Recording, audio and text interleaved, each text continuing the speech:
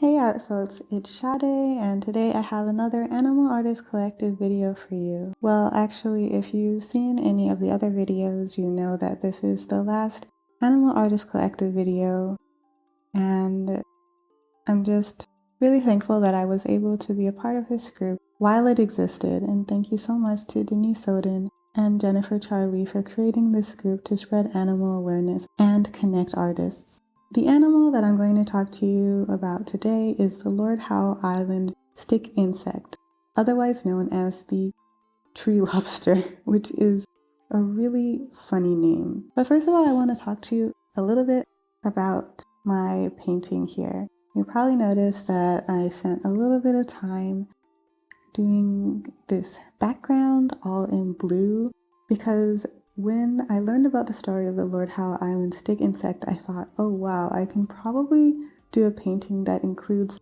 all of the members that were found underneath this one shrub. And from there, I started thinking, oh, wouldn't it be so cool if I did a pattern in the background? And then I thought, wouldn't it be so cool if I created a toile pattern? And so that's how this ended up happening. I created one large stick insect and I put it on top of a background of toile made of animals that are endemic to Lord Howe Island and all endangered or threatened in some way. But let's back up. So what is Lord Howe Island? Lord Howe Island is a little island between Australia and New Zealand, and the whole area, including some of the waters, is considered a UNESCO World Heritage Site. The majority of the island is just a bunch of pristine, untouched forests, and because of that, it has a ton of animals and plants that can be found nowhere else in the world except on this tiny island, including the Lord Howe Island stick insect. Apparently, the island is 7 million years young, which is very young for a landmass, and it was never part of a continent. And it was just close enough for different life forms to get there, but far enough away for them to evolve their own specific versions that were specific to that island. 44% of the plants and animals on Lord Howe Island are endemic to the island. So I thought it would be cool to include not just the stick insect, but some of the other animals that are a big part of Lord Howe Island. The little bird that you see there is the Lord Howe woodhen. It is endangered, and you heard this story before. It's because of pigs that were introduced to the island by settlers, which were a threat to the woodhen. By 1980, only 15 examples of this woodhen were found. There was a conservation effort, and by 2016 there were 232. Obviously that's a super low number, but that is way more than they had found in 1980. The little flicky decorative thing there is the Kentia palm, which is also protected. Sales of this plant and its seedlings are strictly controlled, but they mostly just look like a regular palm tree. And there is also a little shell, and it looks like a normal snail shell, but I absolutely love the name of this snail. It is the magnificent Heliocharonid land snail. Now, isn't that pretty crazy? Similarly to the woodhen, these snails became endangered because of an introduction of rats from settlers, and apparently in the last couple of years there haven't been any examples found, so hopefully they are only critically endangered and not actually endangered. They only live in an area of about 28 hectares, so we're just crossing our fingers. But on to the main event, the Lord Howe Island stick insect. So this insect was pretty normal on the island, but after settlers came to the island and introduced rats, by 1920 it was thought extinct. No one could find any examples of that insect on the island. In 1969, some dead examples of the insect were found, so that gave some hope that it wasn't completely lost. And then finally, just 24 were found under one Melaleuca shrub, so that is the reason why this insect is considered by many to be the rarest insect in the world. It could be that the reason why they managed to survive is because in tough times, this insect is actually able to reproduce without male's presence, which is a pretty cool trick. And after finding these 24 examples, there was a conservation effort, and in 2016, they were able to hatch 13,000 eggs. How many of those eggs were released back into the wild and actually grew up to be adults, I don't know, but that's a lot of chances that you have. So this is a pretty cool success story from something that we definitely thought was gone forever.